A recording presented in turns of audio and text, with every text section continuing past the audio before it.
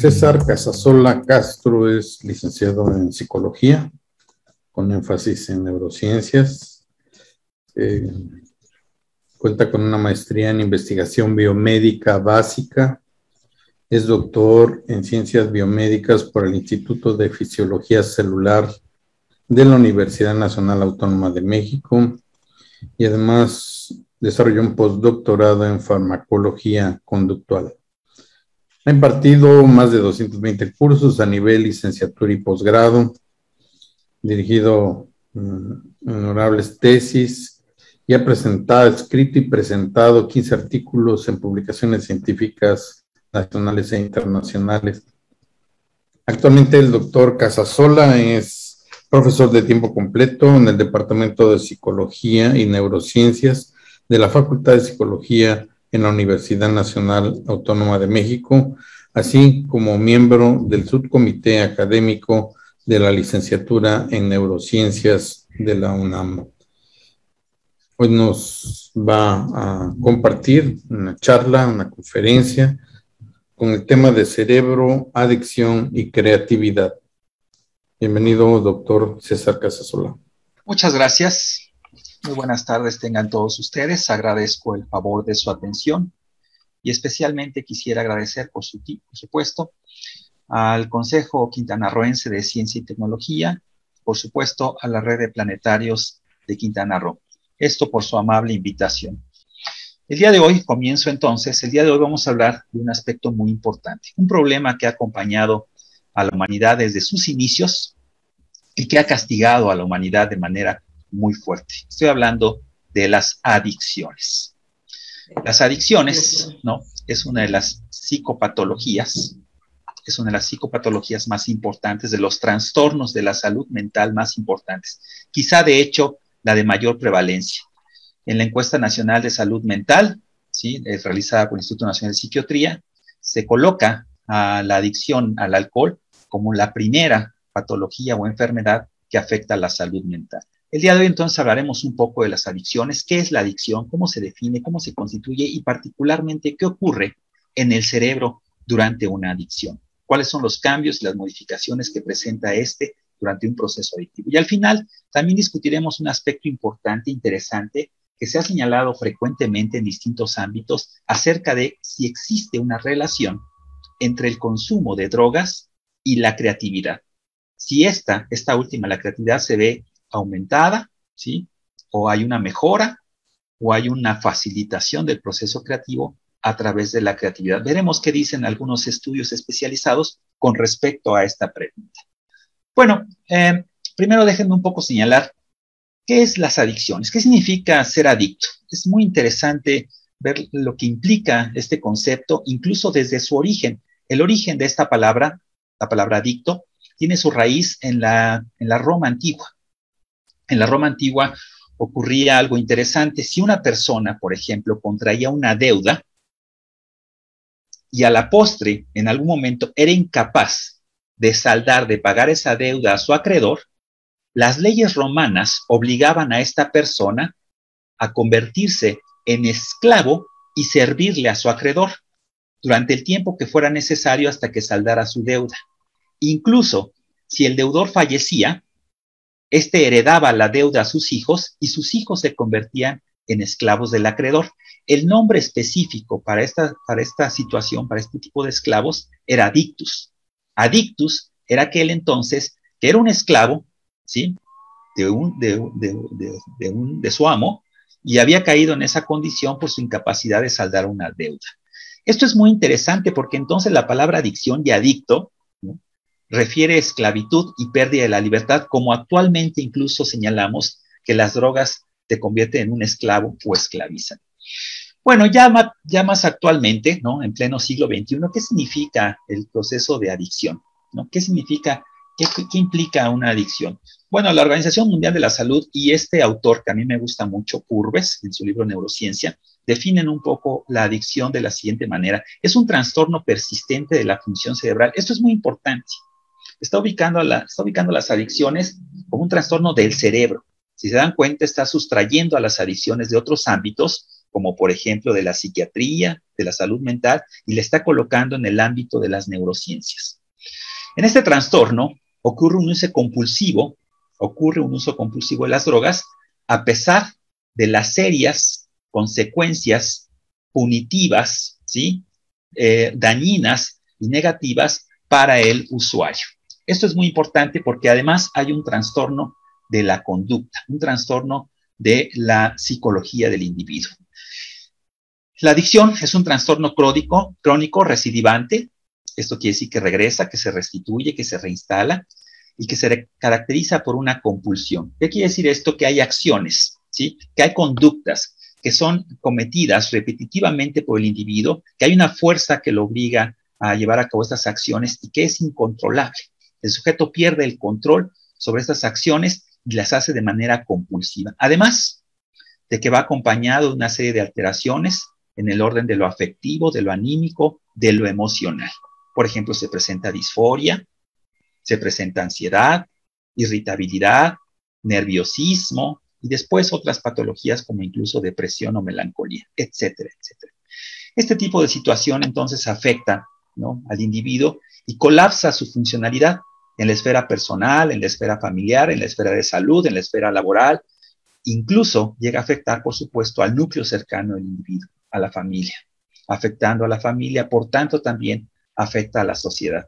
La adicción actualmente es un problema no solamente de salud personal, no solamente familiar, sino social, económico e incluso político. ¿Cuántas veces no hemos escuchado actualmente los problemas que tiene la nación a partir del narcotráfico, el abuso de drogas en términos de violencia, por ejemplo, y los costos en la rehabilitación y el tratamiento de estas personas? Ustedes quizás están preguntando en este momento, bueno, sí, pero no todas las personas que prueban una droga se convierten en personas adictas. ¿O por qué algunas personas desarrollan rápidamente una adicción y otras no? Bueno, esto tiene que ver con ciertos factores ambientales, personales, genéticos, psicológicos, que convergen para que se desarrolle esta condición. Aquí les muestro rápidamente, voy a explicarlo rápidamente con un modelo propuesto por Puf y colaboradores, en donde señala que el desarrollo de una adicción transita primero por una alteración y un desorden en el control del impulso. Es decir, ocurre una impulsividad. Aquellas personas que son impulsivas se presentan ante una condición de tensión, ¿sí?, de inquietud, presentan actos impulsivos, los cuales les lleva al consumo de una droga para sentir placer, gratificación, recompensa, repito, placer, gratificación, recompensa, pero luego hay una sensación de culpa, una sensación de reproche que nuevamente genera tensión y se convierte en un círculo. ¿Ven? En un circuito en donde las conductas se vuelven impulsivas, compulsivas, pasan rápidamente a un circuito compulsivo, en donde esta tensión se convierte en estrés, distrés, ansiedad, lleva al individuo a conductas repetitivas, fuera de su control, ¿sí? Esto genera una gratificación, ¿no?, una disminución de la ansiedad de corta duración, que luego genera estos pensamientos de preocupación que se vuelven obsesivos, que generan más ansiedad y otra vez genera este circuito nuevamente de la adicción, generando entonces este trastorno crónico y recidivante que hablábamos hace un momento.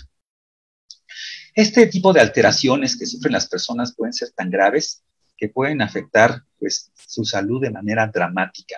Se ha estudiado las adicciones a través de distintas aproximaciones, por ejemplo, a través de modelos animales, ¿no?, a través de esta técnica que se llama de autoadministración de drogas, en donde roedores u otros organismos como primates son conectados a sistemas que dispensan una droga, que ofrecen una droga, que administran una droga a partir de la conducta del propio organismo. Y es sorprendente. Se ha visto que estos animales en condiciones de cautiverio, se administran la droga y rápidamente no hacen nada más que administrarse la droga. En el transcurso de algunas semanas, ¿sí?, si es que en unos cuantos días, estos animales llegan a perder hasta el 40% de su peso corporal, porque dejan de alimentarse, dejan de nutrirse y se dedican solamente a la conducta, ¿no?, de autoadministrarse la droga. Incluso en un periodo relativamente breve, estos animales llegan a la muerte. Es decir, tiene consecuencias letales. El consumo de drogas y la adicción tiene una alta mortalidad y una alta tasa de letalidad Evidentemente esto los animales lo hacen porque es muy reforzante, es muy gratificante. Inicialmente hay un efecto reforzante o gratificante de las drogas, de todas ellas, de todas ellas.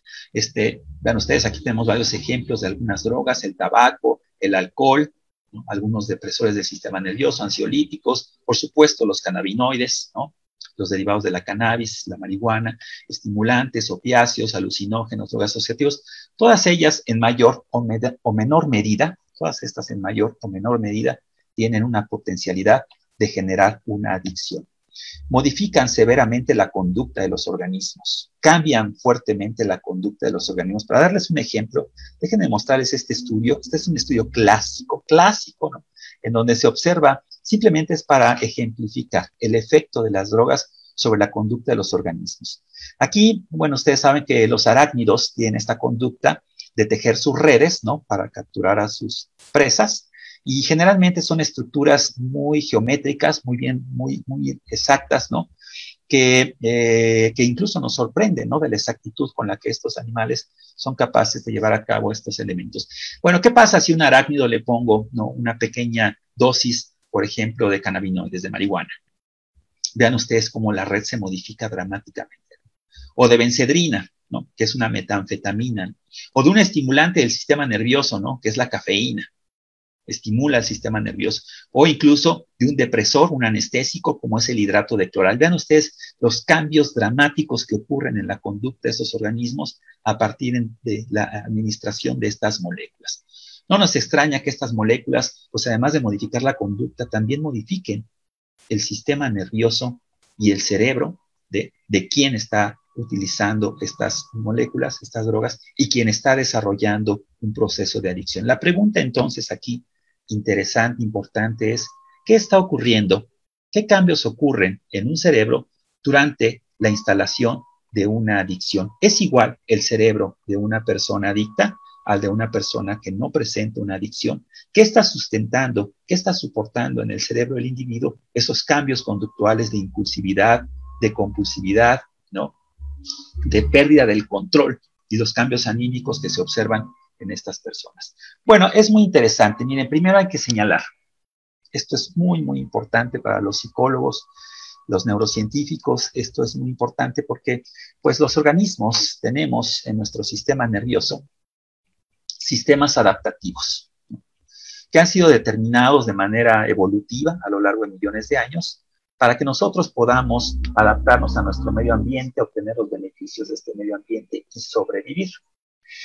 Estos sistemas adaptativos, por supuesto, involucran sistemas de regulación de la recompensa. Es decir, nosotros tenemos en nuestro sistema nervioso un sistema que regula, que coordina la gratificación, la obtención de recompensas, de gratificadores, de reforzadores, que entonces además pues nos permiten buscar este tipo de elementos gratificadores o de recompensa y evitar condiciones que son aversivas o desagradables.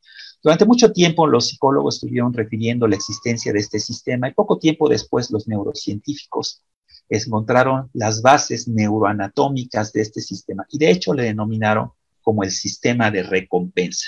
El sistema de recompensa o circuito de recompensa está constituido y conformado por varias estructuras cerebrales, en las que destacan estructuras del tallo cerebral, de la base del cerebro, el mesencéfalo particularmente, que es el área ventral tegmental, una zona que tiene células que producen un neurotransmisor, la dopamina, y que envían esta dopamina a todo el cerebro. Esta molécula química, este neurotransmisor, la dopamina, está muy relacionada con estados motivacionales, ¿sí? Con la motivación que tienen las personas hacia conductas, y como acabamos de decir, hacia conductas gratificantes, mientras que se evitan conductas que son aversivas, dañinas o perjudiciales.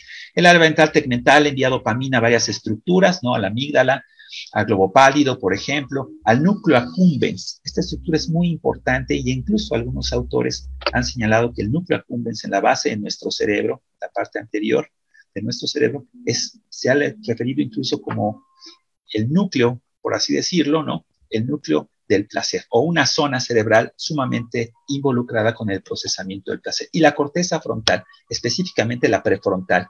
Esta corteza es muy importante porque esta corteza está permitiendo a los organismos anticipar las consecuencias, está permitiendo prever el futuro, planeación a futuro, así como a generar juicios de valor con respecto al medio ambiente y los estímulos medioambientales. Estas estructuras están participando de manera muy importante, ¿no?, en nuestro cerebro, en el proceso de formación de una adicción y en los efectos de la administración de drogas. Se ha señalado, por ejemplo, que el núcleo accumbens, esta estructura que acabo de mencionar, está mediando, está regulando, ¿sí?, actividades relacionadas con la recompensa de valencia positiva, conductas que están asociadas con la gratificación, con beneficio, como, por ejemplo, inicialmente el consumo de drogas. La amígdala, una estructura del lóbulo temporal, está relacionada con conductas motivadas, especialmente de valencia negativa, a evitar, a eludir condiciones que son desagradables, ¿no?,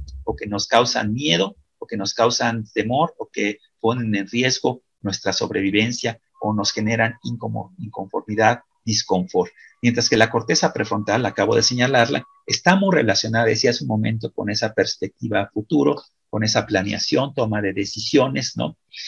Así también como para predecir en qué momento pueden llegar estas recompensas en el futuro, ¿sí?, a partir de señales medioambientales. Esto es muy importante porque las señales medioambientales son determinantes, ¿no?, en la conducta adictiva e incluso en las recaídas de conductas adictivas. Es muy interesante también señalar que prácticamente todas las drogas psicoactivas, aquellas drogas que son capaces de interactuar con el sistema nervioso y modificar la percepción, por ejemplo, ¿no?, o modificar, por ejemplo, las sensaciones, el razonamiento, la inteligencia o el estado de ánimo de los individuos, tienen un potencial adictivo. Y no obstante a que tienen distintos blancos farmacológicos, se reciben en distintos receptores, dependiendo si son estimulantes, depresores, si tienen que ver con el sistema noradrenérgico, dopaminérgico, serotoninérgico, todas estas moléculas químicas tienen una propiedad en común, un elemento en común, es que ellas activan al circuito cerebral de la recompensa, este circuito que acabamos de mencionar, e incrementan de manera importante la liberación de dopamina, de este neurotransmisor, en el núcleo accumbens, esta estructura que acabamos también de señalar. Entonces, las drogas se comportan inicialmente como si fueran recompensas, gratificadores, gratificaciones, reforzadores del medio ambiente. Fíjense, en este estudio muy interesante de Weiss y colaboradores, ellos dieron la tarea de medir cuánta dopamina se libera en el cerebro ante distintas situaciones que inicialmente parecieran ser placenteras o gratificantes o agradables. Por supuesto, la conducta de ingerir alimentos, de alimentarse, la comida, el sexo, hidratarse, puede ser gratificante, es placentero, es agradable. Eso incrementa la liberación de dopamina en el núcleo accumbens, vean ustedes, hasta un 100%. Pero otras moléculas que son drogas de abuso, como el alcohol, los cannabinoides, la nicotina, algunos depresores del sistema nervioso, analgésicos, ¿no?, la cocaína o las anfetaminas, vean ustedes cómo incrementan dramáticamente la cantidad de dopamina en el cerebro, en el núcleo accumbens, incluso hasta casi un orden de magnitud más de lo que hacen los reforzadores naturales. Es impresionante entonces cómo estas moléculas están sustituyendo en nuestro cerebro, ¿sí?, este procesamiento de la recompensa de manera artificial, ¿sí?, con moléculas falsas que nos hacen sentir bien, como si estuviéramos obteniendo otro tipo de reforzadores del medio ambiente, y de forma rápida, de forma inmediata.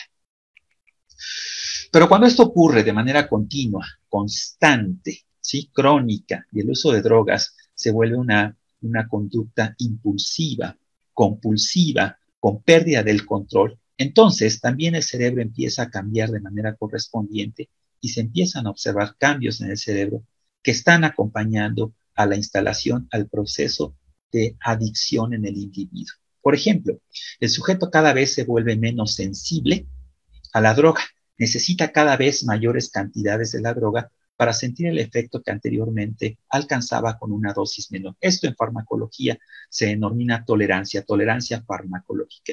Y el estudio que les presento en pantalla nos muestra cómo cambia el cerebro de un organismo cuando se administra constantemente una droga. En este caso, THC, ¿sí?, que es un cannabinoide, tetrahidrocannabinol, es la molécula activa, es el psicoactivo de la marihuana. Cuando se administra de forma crónica, vean ustedes, este es un corte coronal de un cerebro de mamífero. En negro se observan los receptores para esta molécula, ¿sí? A dónde se pega esta molécula.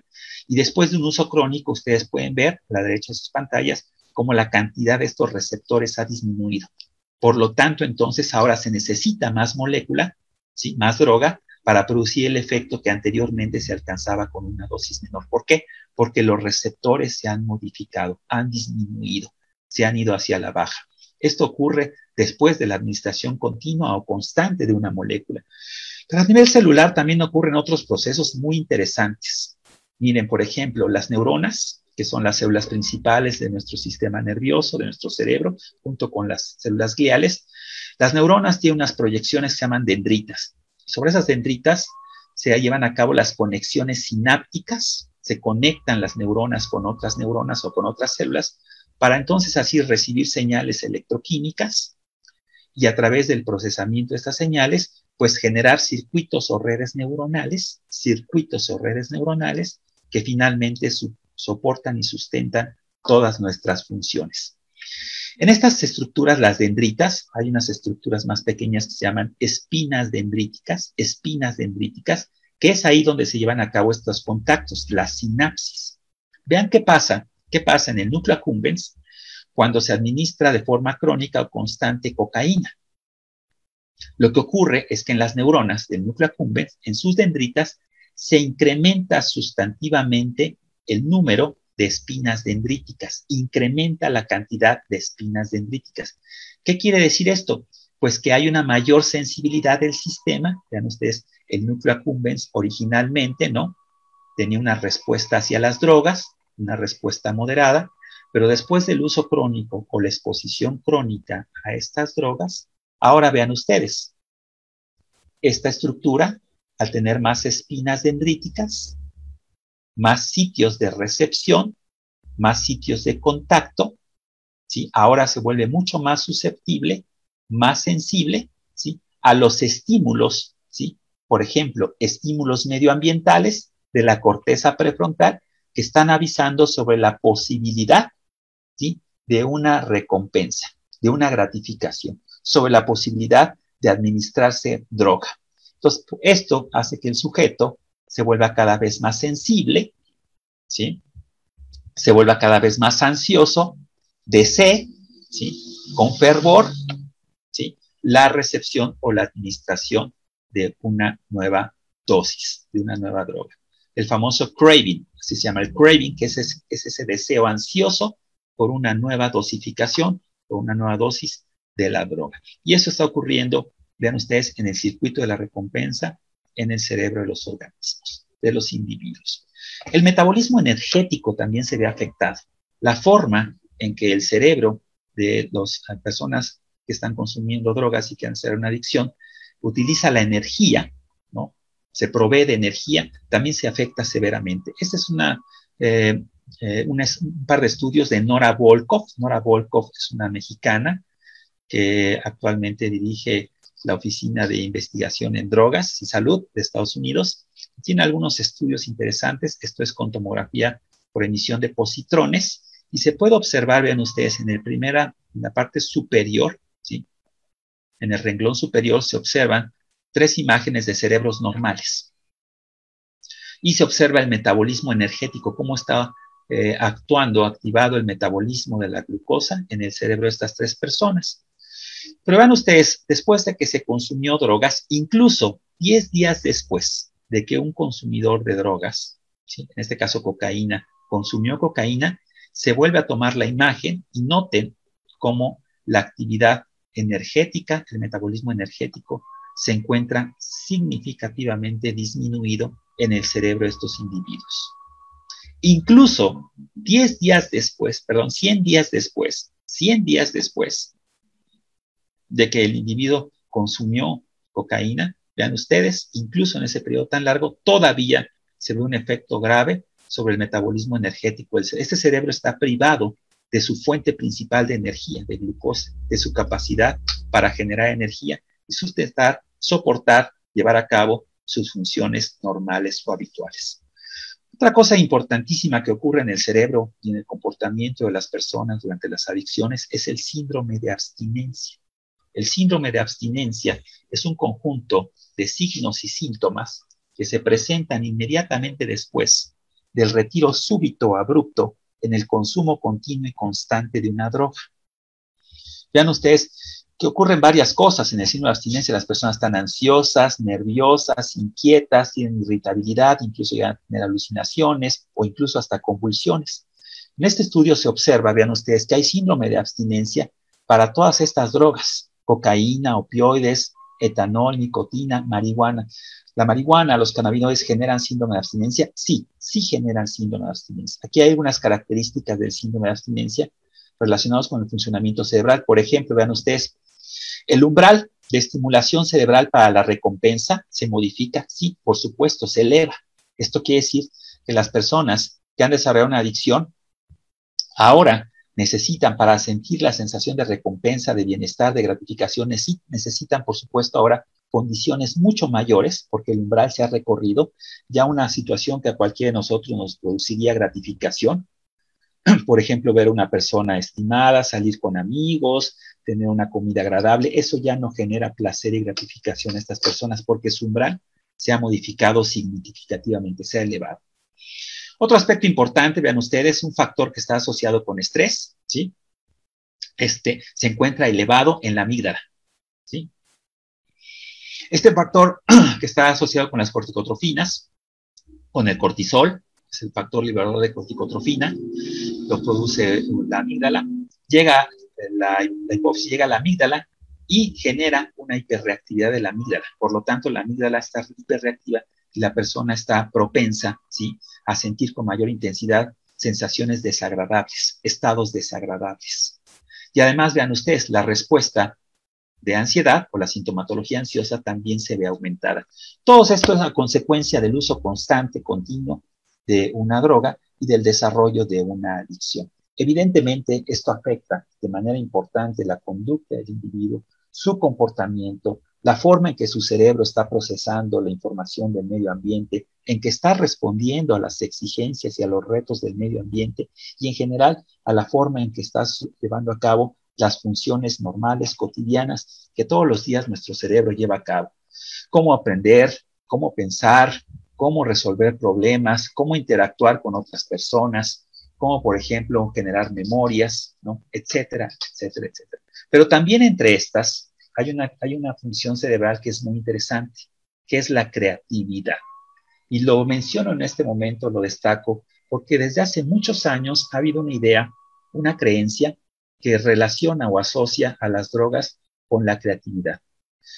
Y particularmente se ha señalado, ¿no?, especialmente en el ámbito quizá un poco de los artistas probablemente, ¿no?, que el consumo de drogas puede incrementar la creatividad.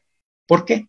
Porque las drogas, algunas de ellas, al generar cambios sensoriales o sensorioperceptuales, ¿no?, puede ampliar nuestra percepción y nuestra imaginación, y entonces estimularnos, ¿no?, para que nosotros tengamos mayores ideas, mejores ideas o ideas cada vez más novedosas, es decir, mayor creatividad. La creatividad se relaciona con la novedad, lo novedoso.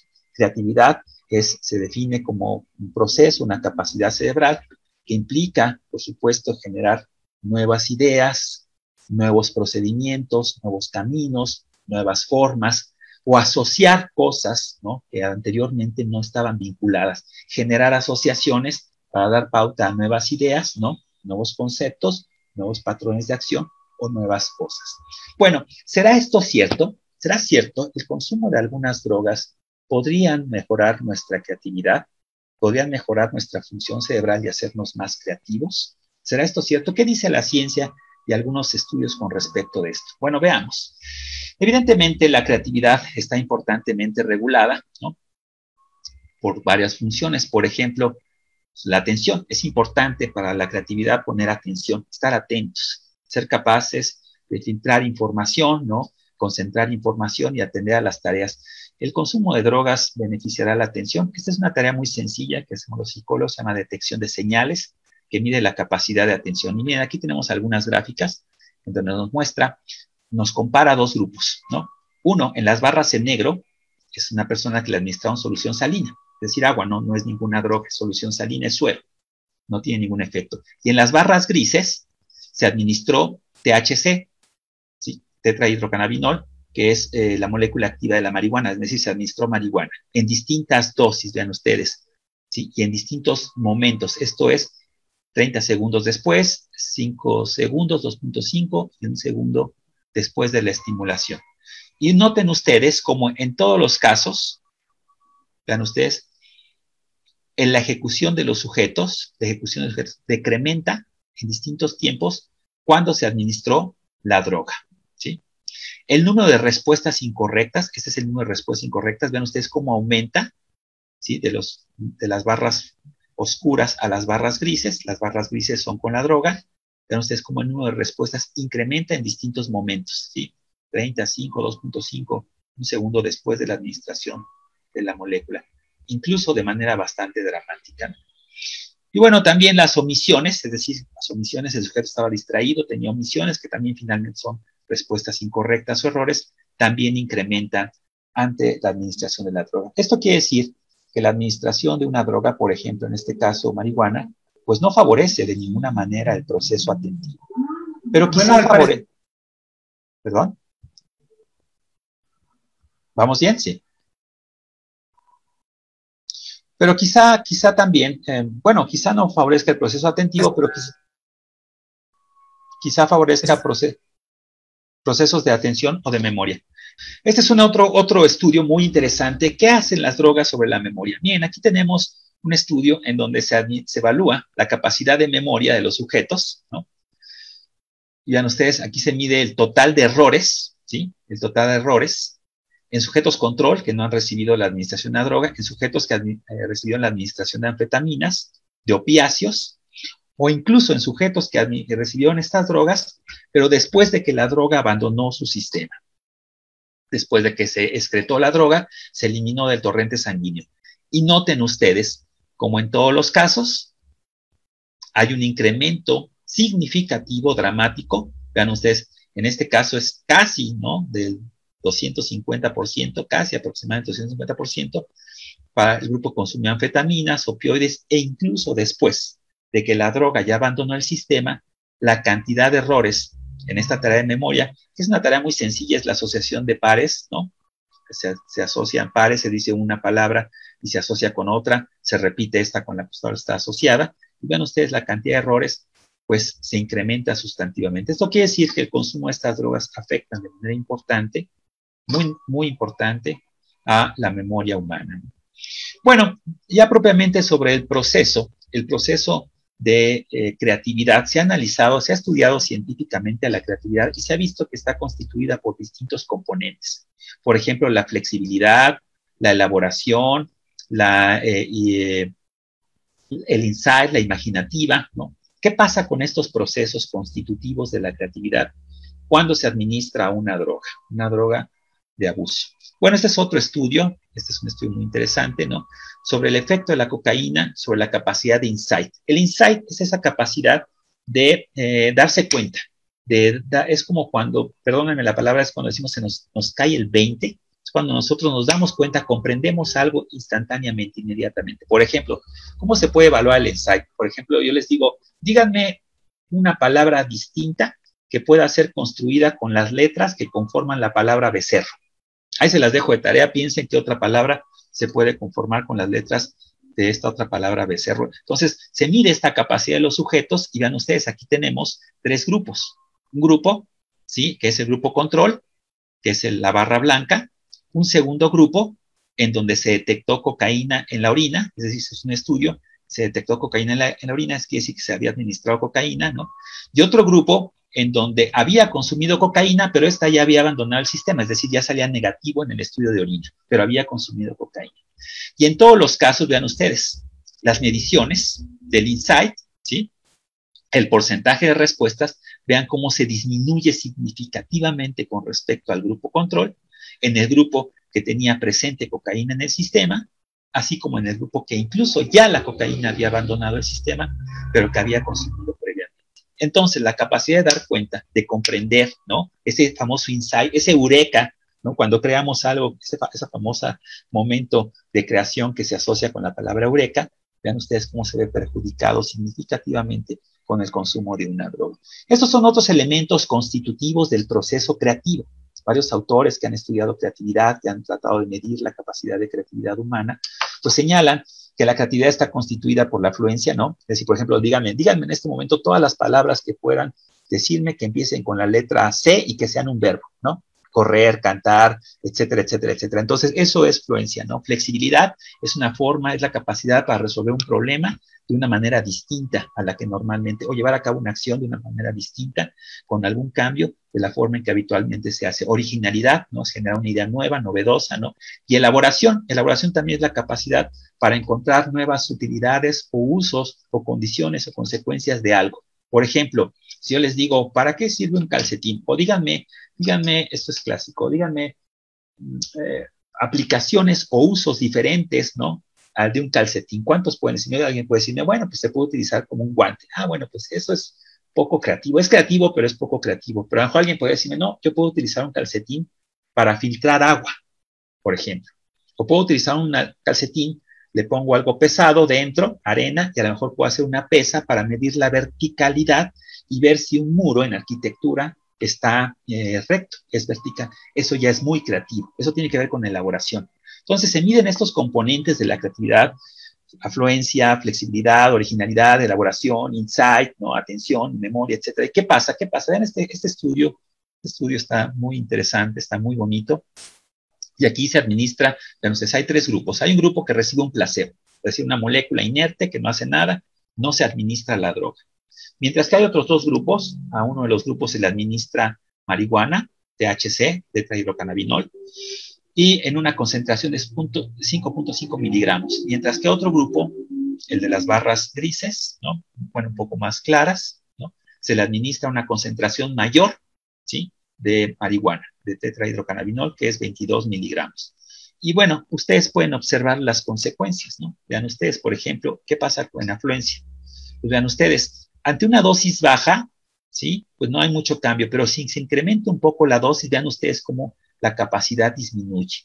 Lo mismo ocurre con flexibilidad, lo mismo ocurre con originalidad, y vean ustedes, lo mismo ocurre con elaboración. La conclusión de los autores de este artículo es esta. Señalan que los resultados obtenidos en los estudios indican que la cannabis a bajas dosis no tiene ningún impacto, no mejora significativamente. Ninguno de los cambios que vemos aquí es estadísticamente significativo, ni ninguno. Mientras que dosis un poco más altas, de hecho, perjudican, dañan el pensamiento divergente. Es decir, este pensamiento divergente que está asociado con el pensamiento creativo, con la capacidad de generar ideas, ¿no? O pensamiento, o formas, o soluciones diferentes, novedosas, distintas a las que originalmente pues, se preconciben en cualquier condición. Todavía más interesante, ¿qué pasa con esta estructura cerebral que dijimos que era muy importante para planear, para prever, para anticipar el futuro, para evaluar las consecuencias del medio ambiente, para generar juicios? La corteza prefrontal, que es aquella que nos hace humanos, que nos distingue entre los animales, los primates, somos quienes tenemos la corteza prefrontal mayormente desarrollada en comparación con cualquier otro animal, con cualquier otra especie, y particularmente pues los primates homínidos, los seres humanos, somos los que tenemos esta corteza prefrontal más prominente, más grande, ¿no? La que nos distingue en gran medida de muchas conductas que presentan otras especies. ¿Qué pasa con esa corteza? Bueno, este autor, Price y colaboradores, se dieron a la tarea de medir el volumen, la cantidad de la corteza prefrontal en distintas personas, tanto varones como mujeres. En verde, las barras verdes están varones, y en las barras, digamos, morado, violeta, están mujeres, y se comparó, ¿no?, a sujetos controles con respecto a usuarios de una droga. ¿Y qué fue lo que se observó? Bueno, se puede ver claramente, ¿no?, que aquellos usuarios de una droga, ¿sí?, en este caso marihuana, vean ustedes, tenían diferencias significativas en el volumen de la corteza cerebral. Y la corteza cerebral era en general mucho menor. Vean ustedes cómo está aquí, la barra verde es menor, la barra violeta es menor. La corteza prefrontal, el volumen de la corteza prefrontal es menor, incluso en varones, que así como en mujeres, usuarios de marihuana. Es decir, que incluso hay cambios cerebrales en el volumen cerebral asociado al consumo de la droga. Y estos efectos negativos, ¿no? Ya más para concluir un poco, acercarme a las conclusiones, los efectos negativos no solamente se observan en la corteza prefrontal. Déjenme terminar la charla mostrándoles algunas otras imágenes que son impactantes y son dramáticas con respecto a lo que le hacen las drogas en nuestro cerebro. Es un estudio impresionante, cada vez que lo veo me sorprende, de Hatzidimitra y colaboradores. Es un estudio viejo, pero es igualmente impactante. Estos investigadores agarraron el cerebro de primates, de monos, y a través de técnicas de inmunoquímica pintaron las neuronas serotoninérgicas. Las neuronas serotoninérgicas son muy importantes, pues están asociadas con el estado de bienestar, ¿no? Cuando nos sentimos bien es que nuestra serotonina está actuando correctamente. Cuando estamos deprimidos, la serotonina baja. Estos autores pintaron a las neuronas serotoninérgicas que tienen serotonina para verlas en el microscopio. Y así se ve normalmente. Luego vieron qué pasó en el cerebro de algunos sujetos que se les administró éxtasis. Éxtasis es una metanfetamina. Y que se les administró durante un periodo solamente de 2 semanas. Solamente durante 2 semanas se les administró éxtasis en una dosis alta.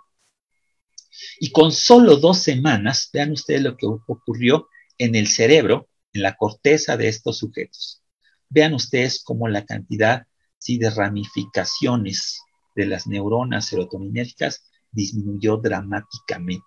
O sea, las células en la corteza de estos sujetos estaban sufriendo dramáticamente. Con tan solo 2 semanas de éxtasis, es como por ejemplo cuando estas se van de fiesta, de vacaciones 2 semanas y consumen droga, pues dicen, solamente lo hice una vez, pero pues con esa vez vean ustedes lo que ocurre. Y además todavía más interesante e impactante.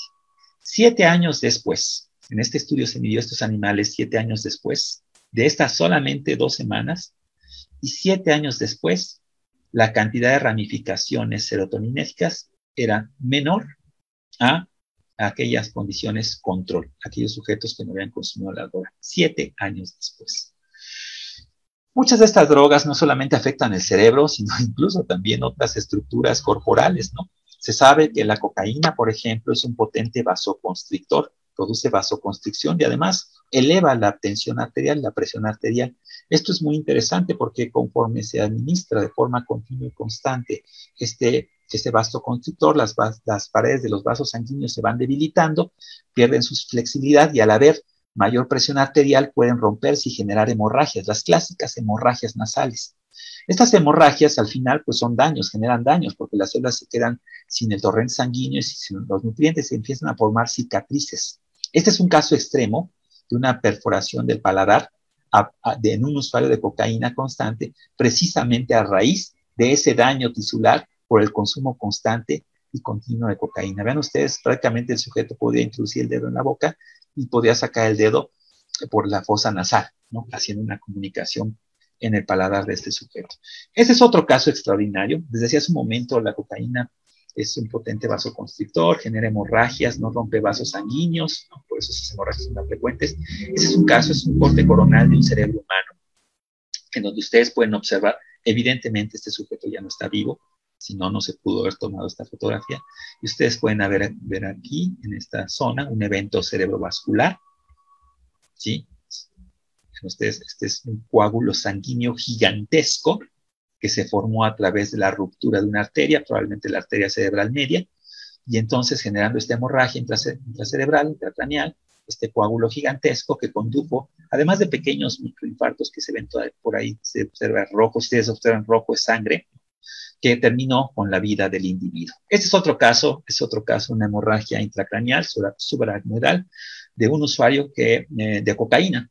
En este caso se encontró al sujeto, y si ustedes pueden leer del lado derecho de su pantalla, es un varón de 35 años, ¿no?, hallado con paro cardiorrespiratorio en su domicilio, ¿no?, tendido sobre el suelo, se practican maniobras de resucitación cardiopulmonar, es trasladado inmediatamente al hospital donde ingresa cadáver. Es decir, pues en este estudio nos narran que esta persona pues murió, ¿no?, por una hemorragia masiva intracraneal asociado, esto es, al consumo de cocaína. Y bueno, pues ya nada más para concluir algunas imágenes, ¿no?, casi estos de transformación extrema. ¿Han visto estos programas de transformación extrema? ¿Qué pasa con el consumo de drogas, ¿no?, con nuestra fisionomía, con nuestra salud?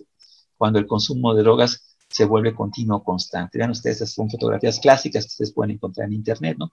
De esta transformación extrema, ¿no? Después del uso de anfetaminas, ¿no? Pensamos que esas anfetaminas nos producen alegría, euforia, gratificación, tranquilidad. Bueno, pues no es así. Miren, este es otro ejemplo, ¿no? Aquí está, después de 10 años de uso continuo de metanfetamina, pues aquí está alegría, euforia, gratificación, ¿no? Ustedes pueden ver que el deterioro es dramático, es importante y es evidentemente, pues, diametral en los sujetos.